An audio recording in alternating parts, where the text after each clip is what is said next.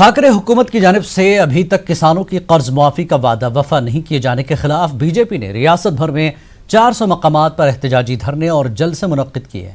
मुंबई में एक एहतजाजी जलसे से खिताब करते हुए साबिक वज़ीर आला देवेंद्र फडणवीस ने ठाकरे हुकूमत पर किसानों को धोखा देने का इल्जाम लगाया।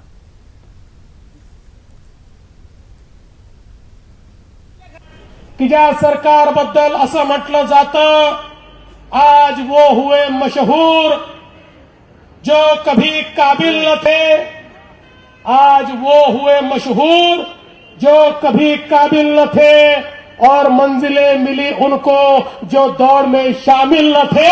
अशा प्रकारचं सरकार या ठिकाणी आपल्याला पाहायला मिळतं। कशा प्रकारे वचनभंग झाला, विश्वासघात झाला। अरे आमच्या विश्वासघाताचं सोडून द्या, आम्ही तर लढणारे लोक आहोत। पुन्हा एकदा मैदानात जाऊ आणि लढून या ठिकाणी आपलं राज्य मिळवू। आमच्या विश्वासघाताची चिंता नाहीये, पण चिंता आहे त्या गरीब शेतकऱ्याच्या विश्वासघाताची।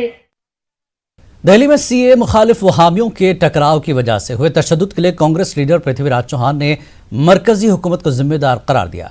उन्होंने सीए की मनसूखी को मुल्क के मफाद में करार देते हुए इस कानून को वापस लेने का हुकूमत से मुतालबा किया। देखिए, नागरिकता कानून में जो सरकार ने बदलाव किया है, जिससे पूरा देश चल रहा है, उसके थमने का कोई आसार दिख नहीं रहा है। आज दिल्ली में जो हिंसा हुई है, अधिकृत रूप से पता चला है कि 4 व्यक्तियों की जान गई है, लेकिन अनधिकृत रूप से शायद और भी गंभीर ये दंगा है और सरकार इस दंगे को समाप्त करने में असफल रही है। पूरे देश की बदनामी हो रही है विश्व भर, और इसके चलते मैं सरकार से अपील करूंगा कि अब भी देरी नहीं हुई, अभी भी सीएए 19 का जो बदलाव है, जो सुधार है नागरिकता कानून का, उसको तुरंत वापस लिया जाए। क्योंकि सरकार अपनी जगह सरकार है। सरकार एक तो दंगे शांत कराने में या दंगे ना हो, इसकी जिम्मेदारी जो सरकार की थी उसमें तो पूरी तरह से असफल रही है। देश जल रहा है, वास्तव है, पूरी दुनिया जल रही है कि सिटीजन अमेंडमेंट कानून के कारण पूरे देश में जो हिंसा चल रही है, जो शांततापूर्ण आंदोलन हो रहे हैं, लेकिन सरकारी गुंडे आके यूनिवर्सिटी में घुस के, लाइब्रेरी में घुस के बच्चों को मार पीट कर रहे हैं, पूरी दुनिया देख रही है। तो हमारी ये मांग है कि सरकार तुरंत नागरिकता संशोधन कानून को वापस ले। महाराष्ट्र की वजीर स्कूल एजुकेशन वर्षा गायकवाड़ के मुताबिक हुकूमत ने निजी स्कूलों की जानिब से फीस में ज्यादा इजाफे को रोकने के लिए 8 अजला में कमेटियां तश्कील दी हैं। अगर किसी स्कूल की शिकायत आती है तो उसके खिलाफ कार्रवाई की जाएगी। जब भी मैं शालेय शिक्षण मंत्री बन गई थी तो सभी मोस्टली पेरेंट्स जो मेरे पास आते थे, जो पालक आते थे, वो हमेशा कहते थे कि जो स्कूल का शुल्क है वो बहुत बड़ा है, फी बहुत ज़्यादा है। और हमने एक स्थापन की है, 8 जिलों में हमने शुल्क नियामन समिति स्थापन की है, जहाँ पे जिला में मांझी जो जिला के न्यायाधीश है उनके अंडर ये कमेटी रहेगी, और उसमें जो है हमारे जो उप संचालक है वो उसमें सदस्य सचिव रहेंगे। और हमने राज्य स्तरीय पर एक परीक्षण मंडल बनाया है, जिसमें माननीय उच्च न्यायालय के मांझी न्यायमूर्ति रहेंगे और उनके अंडर कमेटी में हमारे डायरेक्टर उसमें अंडर काम करेंगे। तो हमारा कोशिश यही चल रहा है कि इस माध्यम से हम लोग जो पालक है और जो बच्चे हैं उनको एक दिलासा व्यक्त करें और उनके प्रति हम ये बताएं कि अगर आपको कोई तकरार है तो आप इसी जगह पे जा सकते हैं, अपनी कंप्लेंट कर सकते हैं और वहां पे हियरिंग होगी और हियरिंग के माध्यम से उनको न्याय मिलेगा। सीए एनआरसी के खिलाफ मुल्क भर में एहतजाज का सिलसिला जारी है। ताहम मुल्क भर में एहतजाज के बावजूद हुकूमत टस से मस होने को तैयार नहीं। ऐसे में हुकूमत को अपनी जानिब मुतवज्जे कराने के लिए एहतजाजी नए नए अंदाज में एहतजाज कर रहे हैं। ऐसा ही अनोखा एहतजाज उस्मानाबाद के शाहीन बाग में देखने को मिला, जहां एहतजाजियों ने कफन ओढ़कर एहतजाज किया। सीए और एनआरसी के खिलाफ दिल्ली के शाहीन बाग की तर्ज पर महाराष्ट्र के कई छोटे बड़े शहरों में मर्द ख़वातीन के शाहीन बाग कायम हो चुके हैं। ऐसा ही मर्दों का शाहीन बाग उस्मानाबाद जिला कलेक्टर दफ्तर के सामने कायम किया गया है। संविधान बचाओ संघर्ष समिति की जानिब से गुज़श्ता 23 दिनों से दिए जा रहे इस धरने में आए दिन नए और अनोखे अंदाज में एहतजाज किया जा रहा है। एहतजाजियों ने इसी तरह का अनोखा एहतजाज कफन ओढ़ कर किया। इस एहतजाज में तमाम एहतजाजियों ने पूरे दिन अपने जिस्म पर कफन ओढ़कर सीएए और एनआरसी के खिलाफ एहतजाज दर्ज कराया।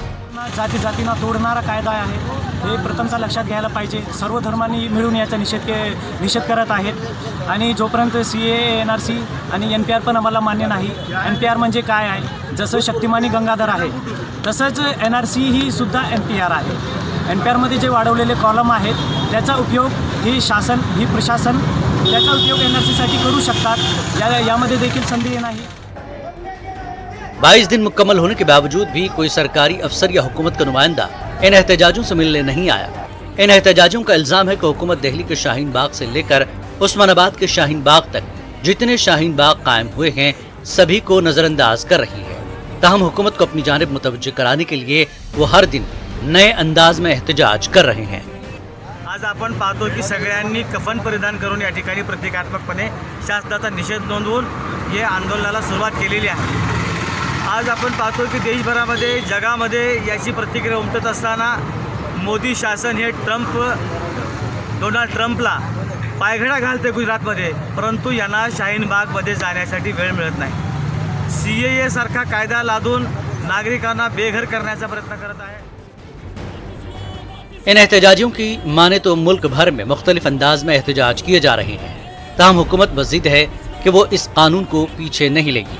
ऐसे में इस कफन ओढ़ एहतजाज के जरिए हुकूमत को ये बात बावर कराने की कोशिश की गई कि हुकूमत अगर ये कानून वापस नहीं लेती है तो वो इस कानून के खिलाफ ये एहतजाज आखिरी सांस तक लड़ते रहेंगे. न्यूज़ 18 उर्दू के लिए उस्मानाबाद से कमर काजी की रिपोर्ट. दिल्ली के शाहीन बाग की तर्ज पर अमरावती के अरविंद चौक पर भी 13 जनवरी से गैर मुअय्यना मुद्दत के लिए धरना दिया जा रहा है. धरने में एहतजाजियों ने हुकूमत को अपनी तरफ मुतवज्जो कराने के लिए मुख्तलिफ अंदाज में एहतजाज किए. ताहम 1.5 माह मुकम्मल होने के बावजूद कोई सरकारी अफसर एहतजाजियों से मिलने नहीं आया. इस पर बरहमी का इजहार करते हुए एहतजाजियों के एक वफ्द ने जिला कलेक्टर से मुलाकात कर उन्हें इस एहतजाज की मालूमात दी और शहरी तरमीमी कानून और NRC जैसे मुतनाज़ा कानून को रद्द करने का मुतालबा किया. को यहाँ पर लिया नहीं जा सकता है, मज़हब की बुनियाद पर यहाँ पर नागरिकता नहीं दी जा सकती है.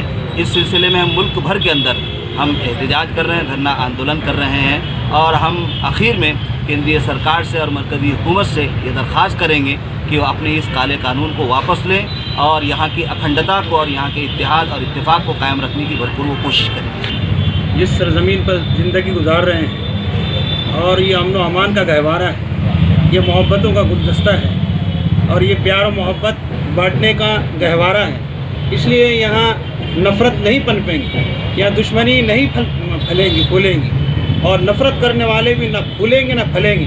उनको आखिर एकदम खत्म होना. औरंगाबाद का शाहीन बाग हिंदू मुस्लिम इत्तेहाद और आपसी भाईचारगी का मरकज बनकर उभरा है. शाहीन बाग में गैर मुस्लिम खवातीन का तांता लगा हुआ है. मारूफ समाजी जहदकार डॉक्टर मानसी बायती ने शाहीन बाग पहुंचकर एहतजाजी खवातीन से मुलाकात की और उनकी हौसला अफजाई की. इसी तरह शहर की हिंदू बहनें जौक दर जौक औरंगाबाद शाहीन बाग पहुंचकर अपनी यकजहती और यगानगत का सबूत पेश कर रही हैं.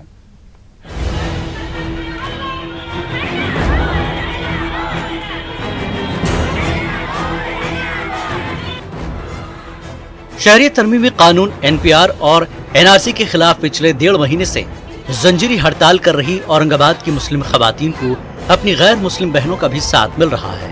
पूरी भाजी की तकसीम हो या कैंडल धरना, गैर मुस्लिम खवातीन हर मामले में पेश नजर आ रही हैं. शहरी तरमीमी कानून के खिलाफ एहतजाजी धरने में शामिल इन खवातीन का कहना है कि हुकूमत असल मसाइल से तवज्जो हटाने के लिए आवाम को गुमराह कर रही है और फिरकावारियत को बढ़ावा दे रही है. राष्ट्रवाद के नाम पे लोगों को धर्म में लड़ाया जा रहा है ताकि वो अपनी बुनियादी जो जरूरतें हैं वो भूल के जाए और आपस में लड़े. तो राष्ट्रवाद यही है कि अपने जो भी राष्ट्र में रहने वाले हैं उनको सबको बुनियादी जरूरतें उनकी पूरी करें. ये जिम्मेदारी सरकार की है और इस जिम्मेदारी से हटने के लिए सरकार जानबूझ कर ये NRC ला रही है, ट्रिपल तलाक ला रही है. तो ये सब चीज़ें हम जानते हैं. मैं आज यहाँ CAA और NRC के विरोध में यहाँ इस आंदोलन में शामिल होने आई हूँ. सरकार कितना भी हमें दर्शाने की कोशिश कर रही है कि हम में विरोध डालने की कोशिश कर रही है, लेकिन हम यहाँ आके ये साबित करना चाहते हैं कि इतना सब होने के बाद भी सरकार को ये बताना चाहते हैं कि हम सब एक हैं. कौन सब? हम मुस्लिम हिंदू सब एक हैं. शाहीन बाग पहुंचने वाली खवातीन ने NPR के ताल्लुक से रियासती हुकूमत के मौक़िफ़ पर अदम इत्मीनान का इजहार किया. उनका कहना है कि हुकूमत ऐसे मानने वाली नहीं। हुकूमत को राजी करने के लिए दबाव की पॉलिसी पर गामजन होना होगा। सिर्फ एहतजाज से मसले का हल नहीं होगा। देखो, प्रेशर ग्रुप बनाने का एक बहुत बड़ा फायदा होता है और ज़्यादा से ज़्यादा हमको दो तरफा तिरफा लड़ाई है, धरना भी देना पड़ेगा, एक्टिविटीज़ करनी पड़ेगी और एक प्रेशर ग्रुप बना के सरकार को पे हमको प्रेशर डालना पड़ेगा कि आप ये असेंबली में इसके खिलाफ एक रेजोल्यूशन लो और पूरे महाराष्ट्र की तमाम जनता को ये आप दिलासा दो कि महाराष्ट्र सरकार आपके साथ है, हम यहाँ पे C-A नहीं इम्प्लीमेंट करेंगे।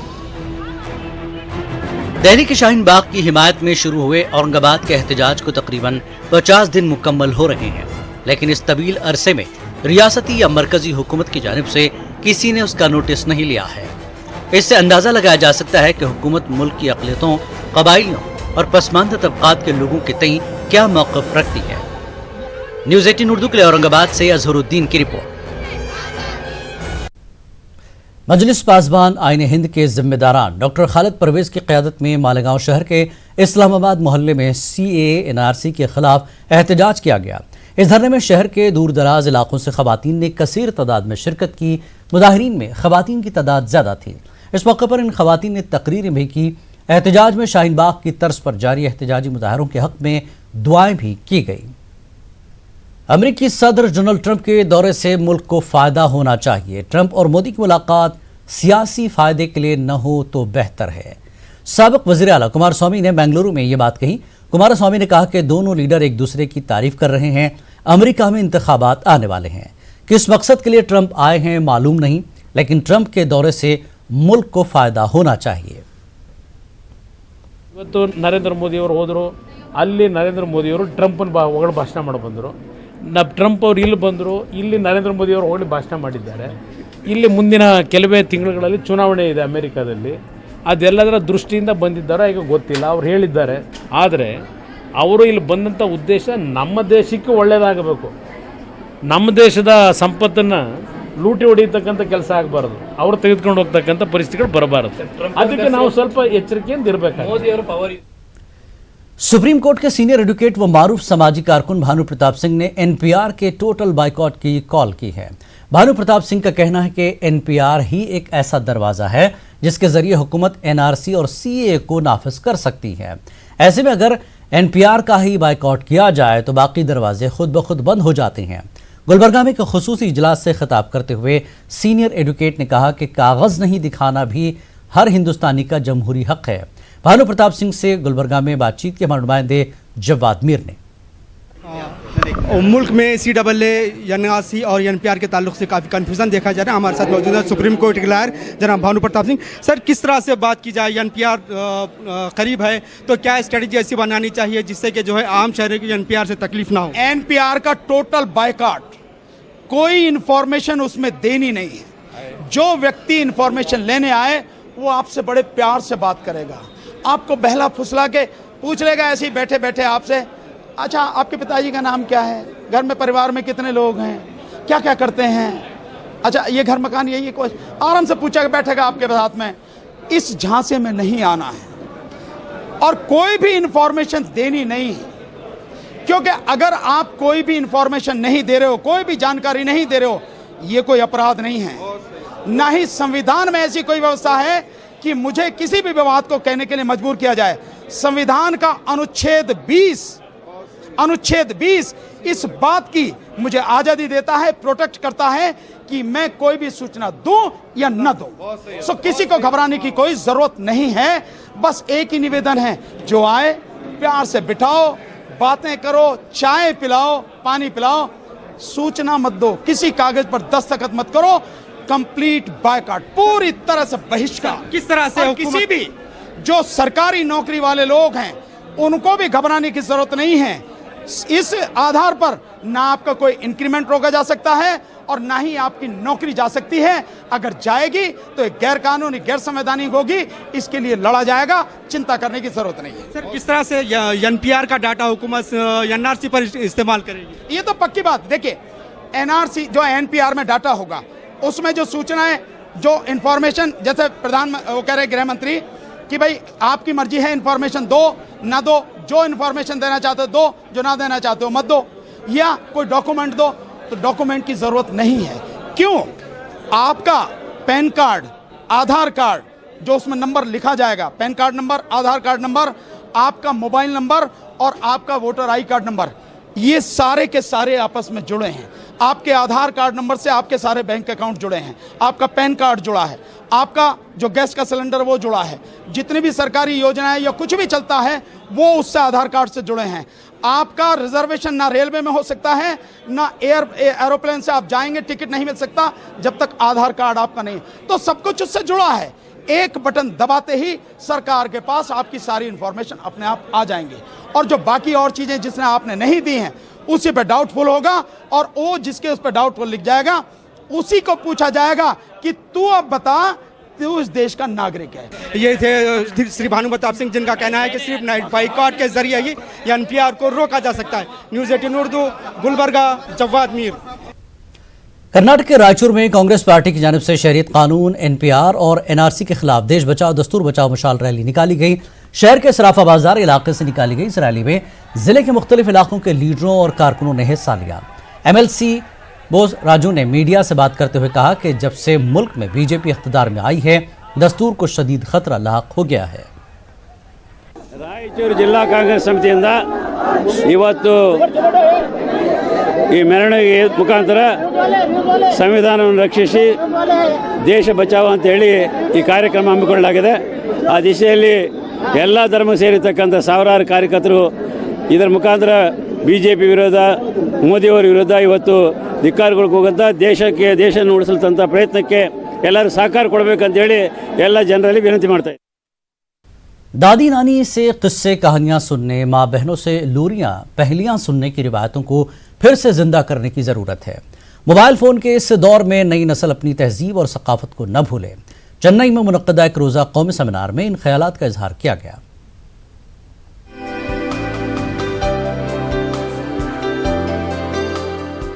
उर्दू में लोक अदब की रिवायात, इस मौजू के तहत चेन्नई की मद्रास यूनिवर्सिटी में 2 रोज़ा कौमी सेमिनार मुनक्किद हुआ। कौमी कौंसिल बराए फ़रोग़ उर्दू ज़बान के इश्तराक से मुनक्किदा इस सेमिनार में लोक अदब का गहराई के साथ जायज़ा लिया गया। इफ्तिताही इजलास में कहा गया कि उर्दू ज़बान में लोक अदब का बेशकीमती सरमाया मौजूद है। पैदाइश से लेकर मौत तक जिंदगी के हर मरहले, हर मोड़ पर लोकगीत, किस्से, कहानियाँ ज़बान ज़द रही हैं। लेकिन जदीद टेक्नोलॉजी, मसरूफ़ तरीन ज़िंदगी के बायस लोग अपनी ही अदब को भूलते जा रहे हैं। नई नस्ल लोक अदब के फ़ायदों से महरूम हो रही है। उसकी बुनियादी तौर पर उसकी ज़रूरत है। हमारे मुहावरे ख़त्म हो रहे हैं, हमारे ज़रबुल अमसाल ख़त्म हो रहे हैं। हमारी नई नस्ल को पता भी नहीं है जो अखलाक या जो तहजीब हमने हमारे दादियों नानियों से कहानियाँ सुनकर हमने हासिल की थी, कहाँ गायब हो गई। ना वो मुहावरे हैं, ना ज़रबुल अमसाल हैं, ना फ़िक्रे हैं, अब कहीं सुनने में भी नहीं आती हैं। ये बच्चों को लोरियाँ सुनाना, पहेलियाँ सुनाना, किस्से कहानियाँ सुनाना जो दादी नानियाँ सुनाया करती थी पहले, वो सिर्फ एक तफरीह का ज़रिया नहीं होते थे, बल्कि इसके ज़रिए ज़बान सिखाई जाती थी। बच्चा बोलना सीखता था, बच्चे को तहजीब सिखाई जाती थी कि किस तरह बात करना है, किस तरह रहन सहन है। तो ये सारी चीज़ें वक्त निकालने की ज़रूरत है। ये हमारी जिम्मेदारियाँ हैं बड़ों की, अपने बच्चों को ये टेक्नोलॉजी से हट के थोड़ा सा वक्त दें। इस सेमिनार में तमिलनाडु, कर्नाटक, आंध्र प्रदेश और चंद दिगर रियासतों में मौजूद उर्दू लोक अदब पर मकाला निगारों ने रोशनी डाली। सेमिनार में उर्दू के लोक अदब को अंग्रेजी और दिगर जबानों में भी मंजर आम पर लाने की जरूरत पर जोर दिया गया। उर्दू में और ख़ास तौर से ये जुनूब का जो इलाका है तमिलनाडु में, यहाँ बहुत ज़्यादा लोक सरमाया मौजूद है। इस पर तवज्जो नहीं हुई है। पहली बार जब हमने ये सेमिनार मुनक़िद किया तो बहुत सारे मकाला निगारों ने उस पर अच्छे अच्छे मकाले उन्होंने लिखे हैं। मैं समझता हूँ कि ये बहुत अहम काम होगा और हम चाहते हैं कि इसको इन सारे मकालों को जोड़कर किताबी सूरत में सामने लाएं। अंग्रेज़ी में या दूसरे लैंग्वेजेस में इसका ट्रांसलेशन हमें मिला नहीं है, तो मैं मेरा ये कहना होगा कि जो उर्दू में लोक अदब है उसका अगर ट्रांसलेशन हो जाए, विस्तार से हो जाए, तो जो उर्दू की अहमियत है भाषा की दौर से और लोक अदब की दौर से, वो सारे विश्व को पता चलेगी। मद्रास यूनिवर्सिटी ने पहली मर्तबा उर्दू लोक अदब पर कौमी सेमिनार का इनेकाद किया है। यूनिवर्सिटी के शोबे उर्दू के सदर काजी हबीब अहमद ने कहा कि इस कोशिश के जरिए मुख्तलिफ इलाकों के लोक अदब पर काफ़ी मवाद हासिल हुआ है। सेमिनार में पेश किए गए तमाम मकालों को यूनिवर्सिटी किताबी शक्ल देगी। न्यूज़ 18 उर्दू के लिए चेन्नई से रऊफ अहमद हल्लूर की रिपोर्ट। बेंगलुरु में आज अब्बास खान कॉलेज का सालाना जलसा मुनक्किद हुआ। साबिक वज़ीर आला HD कुमारस्वामी ने जलसे से खिताब किया। सेंट्रल मुस्लिम एसोसिएशन के तहत कायम अब्बास खान कॉलेज में लड़कियों को आला तालीम से आरास्ता करने की कोशिशों की कुमारस्वामी ने सताश की। इस मौके पर साबिक वज़ीर आला ने कहा कि मुल्क में बढ़ रही बेरोजगारी तशवीश का सबब है। कुमारस्वामी ने कहा कि वो कॉलेज के सकाफती प्रोग्राम में कोई सियासी बात करना नहीं चाहते, लेकिन आवाम को चाहिए कि वो हालात को समझें और अपनी जिम्मेदारियां अदा करें। अब्बास खान कॉलेज के जो स्टाफ है, लेक्चरर्स हैं, प्रिंसिपल है, वाइस प्रिंसिपल्स हैं, they are taking very keen interest in upgrading the facilities for teaching and the students. बच्चे पूरे बच्चों को हिदायत देते हैं कि मेहनत पढ़ो। अगर मेहनत नहीं रही तो कुछ भी नहीं होगा। डरने की बात कुछ भी नहीं है। और जितने भी सवाल आते हैं वो सिलेबस में ही आते हैं। तो हम हमेशा ये कहते हैं कि दिल और दिमाग की खिड़की खुली रखें और जो है दिल से पढ़ें, दिमाग से याद रखें, दस्त से लिखें और फिर दस्त उठाकर अल्लाह ताला से दुआ करें कि अल्लाह ताला आपको इम्तिहान में कामयाब करें। तो दिल, दिमाग, दस्त और दुआ, चार चीज़ें, चार दाल जो है बहुत ही ज़्यादा अहमियत रखते हैं। दिल से पढ़ना इसलिए कि आप अगर दिल से पढ़ेंगी यानी आपने उस मज़मून को बहुत ही मोहब्बत और बहुत ही चाहत से पढ़ा है।